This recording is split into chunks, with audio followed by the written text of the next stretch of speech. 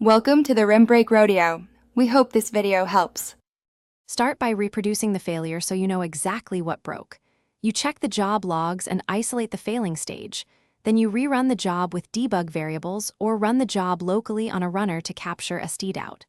Once done, compare the current. Gitlab sci. Iml to the last successful commit to spot config drift. Make sure to note environment variables, Docker images, and tags that could differ between runs.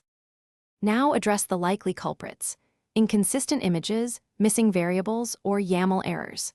You pin or update Docker image tags to known good versions and run the Gitlab CI lint to validate syntax. Then ensure the pipeline uses the same CI variables the job expects. Once validated, tweak scripts, cache and artifact settings, and runner tags so the correct runner picks up the job. Test by committing a small change or triggering a pipeline with the fixed config.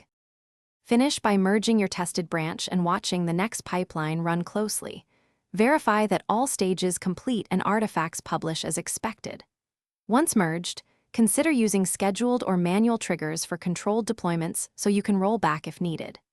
If the pipeline still fails, enable verbose logging, inspect runner CPU/memory and network connectivity, and check Gitlab shared runner status. That one troubleshooting tip: verbose logs plus runner health.